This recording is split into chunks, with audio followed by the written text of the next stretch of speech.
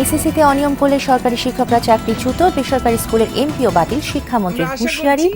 যে এবছর কোনো প্রশ্নপত্র ফাঁস হবে না, গুজবে কান দিয়ে প্রতারিত যেন না হন। প্রশ্ন ফাঁস চক্রের মূল হোতাশ হচ্ছে 40 জন আটক। স্বাস্থ্য খাতে 11 দুর্নীতির উৎস চিহ্নিত করল দুদক, 23 কর্মকর্তা বদলি, দুর্নাম খোঁচাতে কাজ করার প্রত্যয় মন্ত্রীর। আমাদের এলিগেশন যেগুলো আছে, দুর্নাম যেগুলো আছে, এগুলো ইনশাল্লাহ আগামীতে ঘুচাবে, এটা আমরা মনে করি।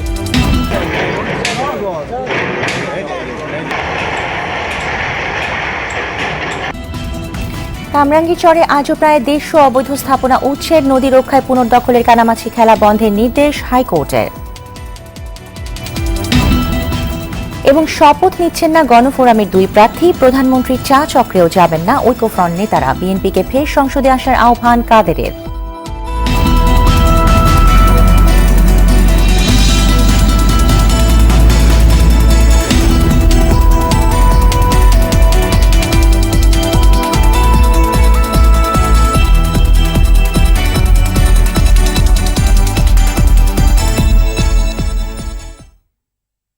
আসসালামু আলাইকুম, স্বাগত জানাচ্ছি আরটিভির রাতের সংবাদে। শুনছিলেন মার্কেন্টাইল ব্যাংক শিরোনাম। আপনাদের সঙ্গে আছি আমি সাবরিন শাকামিম।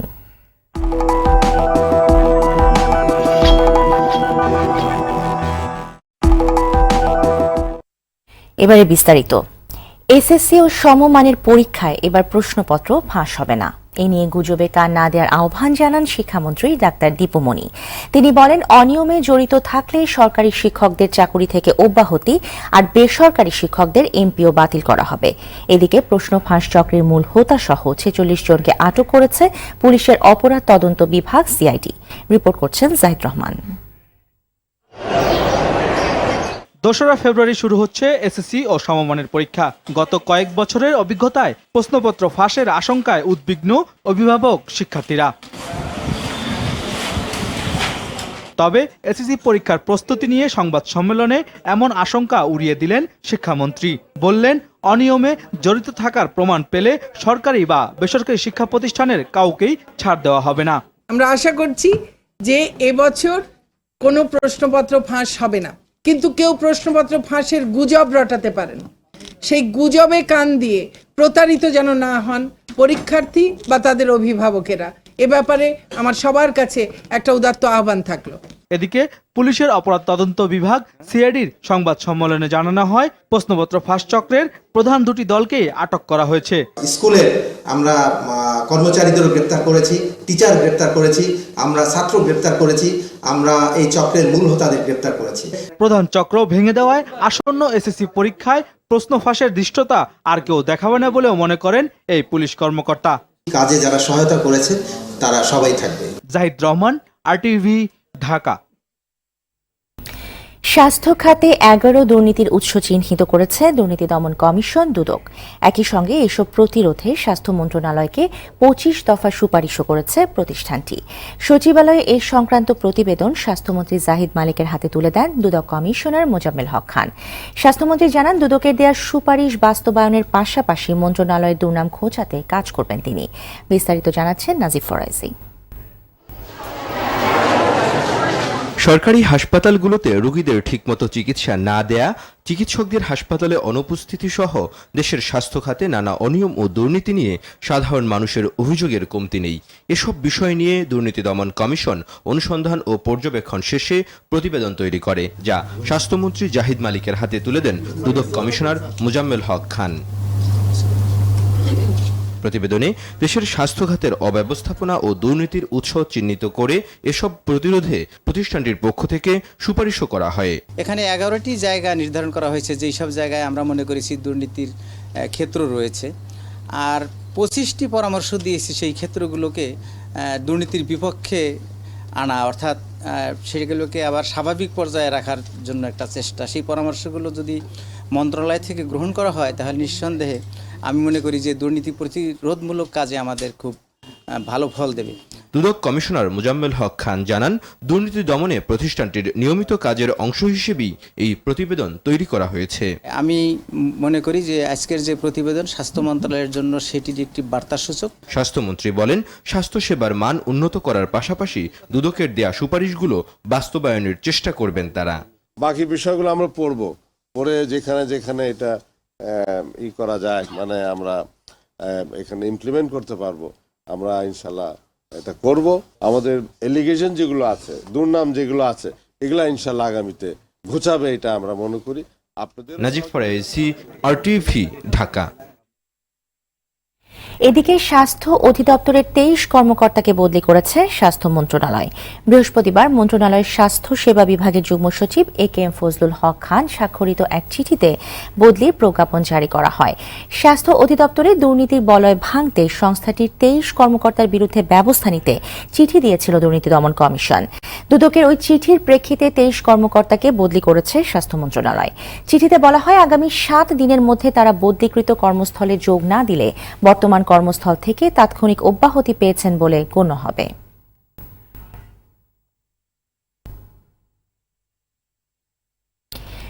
পেশাগত দায়িত্ব পালনের সময় সাংবাদিকের ওপর হামলা, স্বাধীন সাংবাদিকতার জন্য হুমকি। দায়িত্ব পালনের সময় রাজধানী মুগদা হাসপাতালে RTV সংবাদকর্মীদের ওপর হামলার প্রতিবাদে জাতীয় প্রেস ক্লাবের সামনে আয়োজিত মানববন্ধনে এ কথা বলেন সাংবাদিক নেতারা। গেল মঙ্গলবার RTVর 2 সাংবাদিকের ওপর হামলার প্রতিবাদে আয়োজিত মানববন্ধনে হামলাকারীদের দৃষ্টান্তমূলক শাস্তির দাবি করা হয়। রুহুল আমিন তুহিনের রিপোর্ট। পেশাগত কাজে গেল মঙ্গলবার মুগদা কলেজ অ্যান্ড হাসপাতালে গিয়ে হামলার শিকার হন RTVর স্টাফ রিপোর্টার সোহেল রানা ও camera person Nazmul Hossain Simon.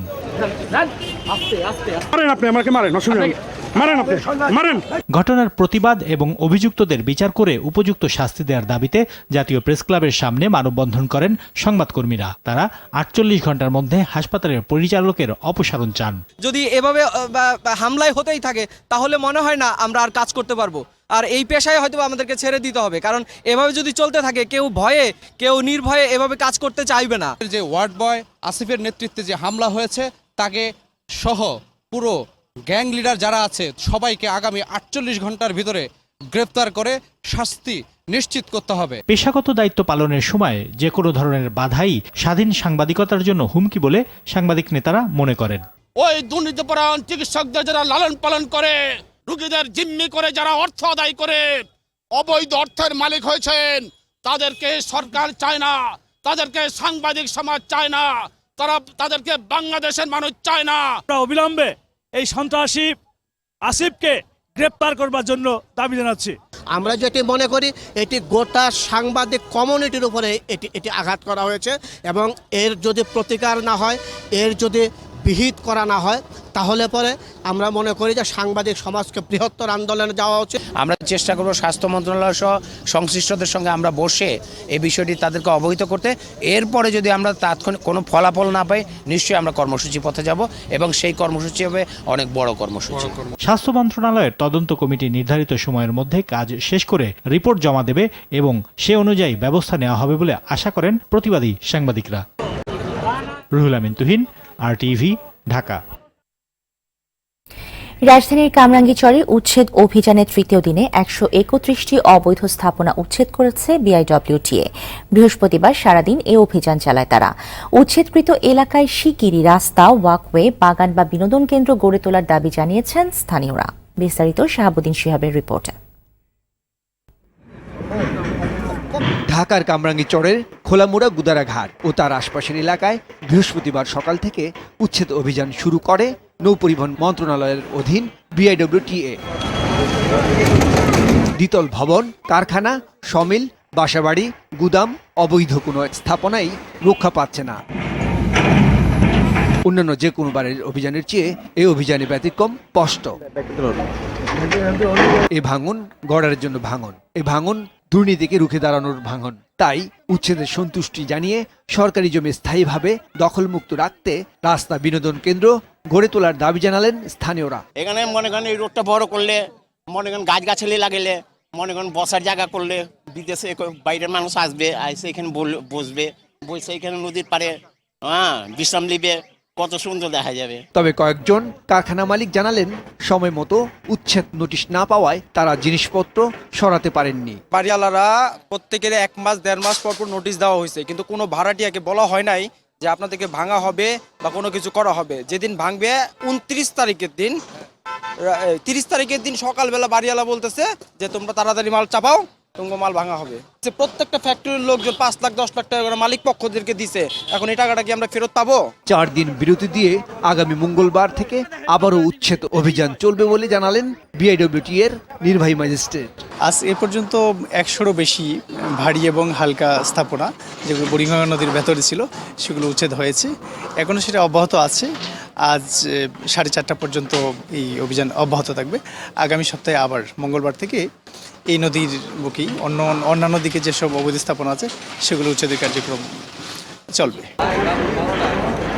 Shahabuddin Shihab, RTV, Dhaka. নদী রক্ষায় হাইকোর্টের আদেশ বারবার লঙ্ঘিত হচ্ছে, এমন মন্তব্য করে নদী রক্ষার নামে কানামাছি খেলা বন্ধের নির্দেশ দিয়েছেন উচ্চ আদালত। তুরাগ নদী রক্ষা সংক্রান্ত একটি মামলার রায়ে বিচারপতি মইনুল ইসলাম চৌধুরী ও বিচারপতি মোহাম্মদ আশরাফুল কামালকে নিয়ে গড়া আদালত এ নির্দেশনা দেন।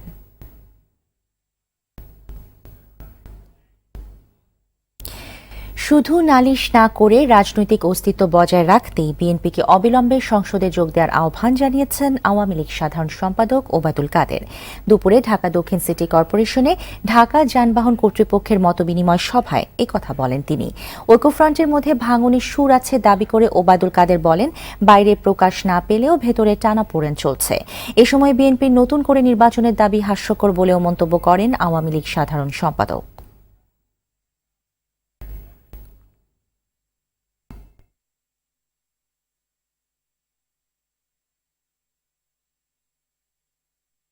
যে নালিশের রাজনীতি সেটা তারা আবার শুরু করেছে। তো এখানে এ ধরনের দাবি একেবারে হাস্যকর, যে এ নিয়ে আমাদের কোনো বক্তব্য নেই। তারা বিরোধী দল হিসেবে তাদের এখন উচিত সংসদে যোগ দেওয়া এবং সংসদে গিয়ে কথা বলা। ঐক্যফ্রন্ট থেকে নির্বাচিত সংসদ সদস্যদের কেউ শপথ নিচ্ছেন না বলে জানিয়েছেন ঐক্যফ্রন্টের মুখপাত্র বিএনপি মহাসচিব মির্জা ফখরুল ইসলাম আলমগীর। বিকেলে ঐক্যফ্রন্টের স্টিয়ারিং কমিটির বৈঠক শেষে এ কথা জানান তিনি। ফখরুল বলেন, প্রধানমন্ত্রী চা চক্রের আমন্ত্রণেও যাচ্ছেন না তারা। এছাড়াও আগামী 6 ফেব্রুয়ারি প্রেস ক্লাবের সামনে মানববন্ধন ও কালো ব্যাজ ধারণ কর্মসূচি পালনের ঘোষণা দেন তিনি।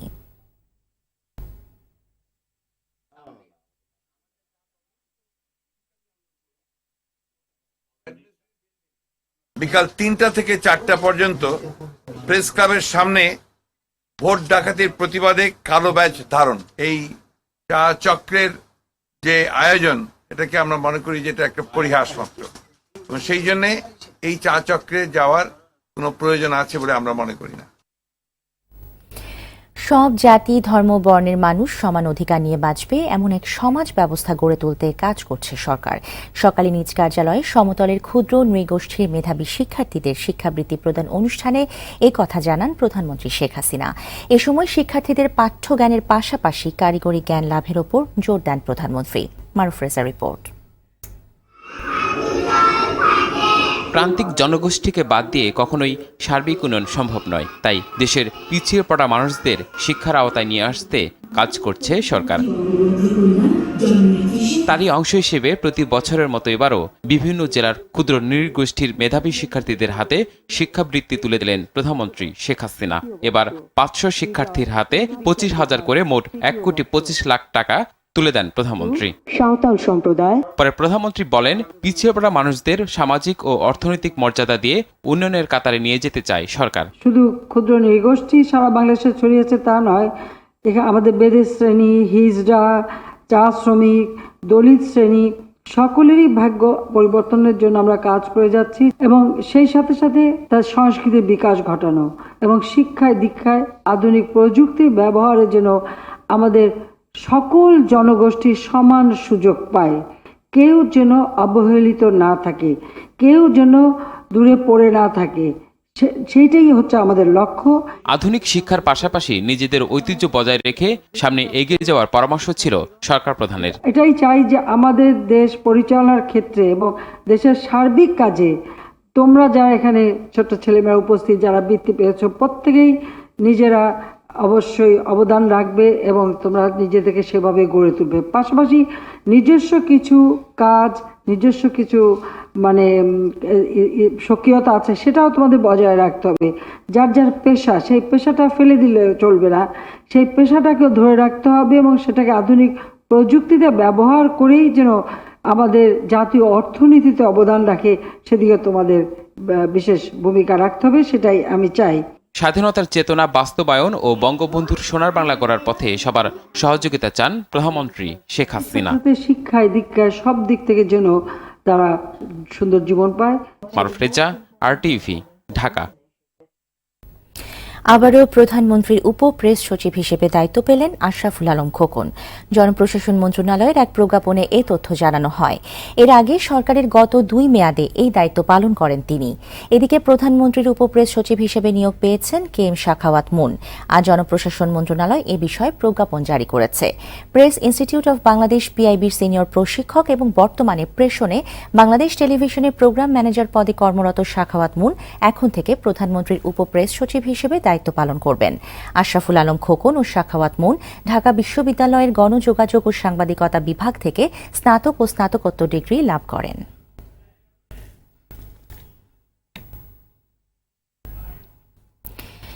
ঢাকা উত্তর সিটি কর্পোরেশন সহ স্থানীয় নির্বাচনের অংশগ্রহণ বাদ দিয়ে বিএনপি নতুন কুটচাল শুরু করেছে বলে মন্তব্য করেন আওয়ামী লীগের যুগ্ম সাধারণ সম্পাদক মাহবুবুল আলম হানিফ।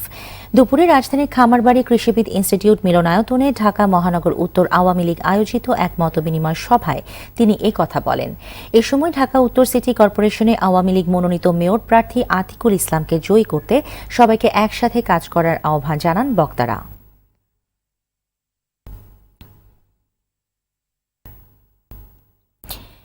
ঢাকা উত্তর সিটি ও উপজেলা নির্বাচন সুষ্ঠু করতে কমিশন সব ধরনের প্রস্তুতি নিয়েছে বলে জানালেন প্রধান নির্বাচন কমিশনার KM নুরুল হুদা। আর কমিশনার মাহবুব তালুকদার বললেন, বিএনপি প্রার্থী না দিলে এই 2 নির্বাচনে উত্তাপ থাকবে না। নির্বাচন কর্মকর্তাদের প্রশিক্ষণ কর্মশালায় এসব কথা বলেন তারা।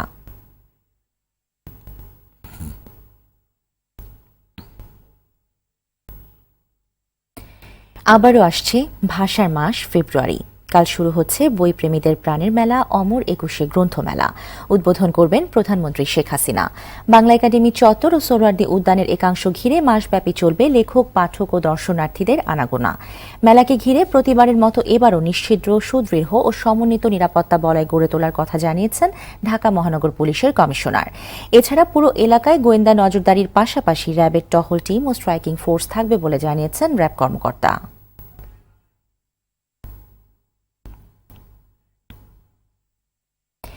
বাংলা একাডেমির 21শে বইমেলা যুব তারুণ্যের মিলন মেলা, এমন মন্তব্য করে যুবলীগ চেয়ারম্যান মোহাম্মদ ওমর ফারুক চৌধুরী বললেন, যুব সমাজ যদি মেধা মননের চর্চা না করে তাহলে তাদের ভেতরে শক্তি বিকশিত হতে পারবে না।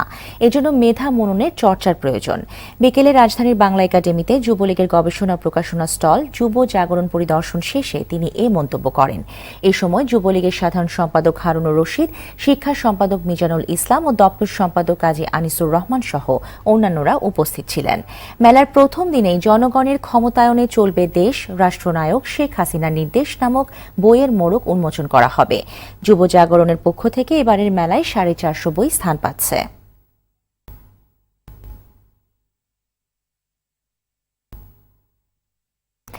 বিশ্বখ্যাত সব ব্র্যান্ডের চশমা নিয়ে যাত্রা শুরু করল বাংলাদেশ আই হসপিটাল ও ভিশন কেয়ার ফ্ল্যাগশিপ স্টোর। সন্ধ্যায় রাজধানীর বনানীর কামাল আতাতুর্ক অ্যাভিনিউয়ে সুবাস্তু সুরাইয়া ট্রেড সেন্টারে স্টোরের উদ্বোধন করেন সংসদ সদস্য আসাদুজ্জামান নূর। এ সময় বাংলাদেশে নিযুক্ত শ্রীলঙ্কার রাষ্ট্রদূত ক্রিসান্থি ডি সিলভা, বিহি ভিশন কেয়ারের চেয়ারম্যান ডাক্তার মাহবুবুর রহমান চৌধুরী ও ব্যবস্থাপনা পরিচালক দাসান্তা রোহন ফনসেকা সহ অন্যান্যরা উপস্থিত ছিলেন।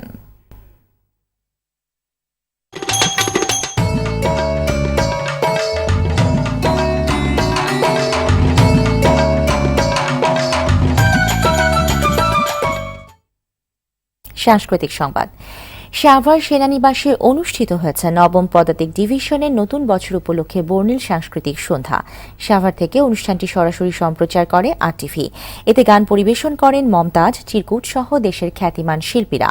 অনুষ্ঠানের শুরুতে বক্তব্য রাখেন Savar সেনানিবাসের GOC major general Akbar Hossain এবং আরটিভির প্রধান নির্বাহী কর্মকর্তা সৈয়দ আশিক রহমান। এছাড়া অনুষ্ঠানে উপস্থিত ছিলেন নাসা গ্রুপের পরিচালক মেজর জেনারেল অবসরপ্রাপ্ত মল্লিক মনিরুজ্জামান ও পৃষ্ঠপোষক প্রতিষ্ঠান এক্সিম ব্যাংকের কর্মকর্তারা। সাভার সেনানিবাসের পক্ষ থেকে অতিথিদের ক্রেস্ট দিয়ে বরণ করে নেওয়া হয়।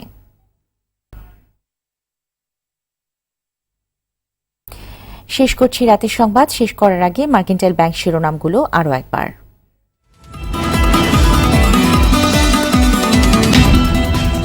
এসএসসিতে অনিয়ম করলে সরকারি শিক্ষকরা চাকরিচ্যুত, বেসরকারি স্কুলের এমপিও বাতিল, শিক্ষামন্ত্রীর হুঁশিয়ারি, প্রশ্ন ফাঁস চক্রের মূল হোতাসহ 46 জন আটক। স্বাস্থ্য খাতে 11 দুর্নীতির উৎস চিহ্নিত করল দুদক, 23 কর্মকর্তা বদলি, দুর্নাম ঘোচাতে কাজ করার প্রত্যয় মন্ত্রীর। কামরাঙ্গীরচরে আজও প্রায় 150 অবৈধ স্থাপনা উচ্ছেদ, নদী রক্ষায় পুনর্দখলের কানামাছি খেলা বন্ধের নির্দেশ হাইকোর্টের। এবং শপথ নিচ্ছেন না গণফোরামের 2 প্রার্থী, প্রধানমন্ত্রীর চা চক্রেও যাবেন না ঐক্যফ্রন্ট নেতারা, বিএনপিকে ফের সংসদে আসার আহ্বান কাদেরের। রাতের সংবাদ এই পর্যন্তই। আরটিভির সবশেষ সংবাদ জানতে যে কোনো মোবাইল ফোন থেকে 24141 নম্বরে ডায়াল করুন। আর মোবাইল ফোনের সংবাদ দেখতে অ্যাপ স্টোর, গুগল প্লে বা উইন্ডোজ স্টোর থেকে ডাউনলোড করুন আরটিভি অ্যাপস। এছাড়াও তাৎক্ষণিক ও বিনোদন সংবাদ জানতে বিশ্বের যে কোনো প্রান্ত থেকে ভিজিট করুন facebook.com/rtvonline এবং youtube.com/rtvdigitals। ধন্যবাদ সবাইকে।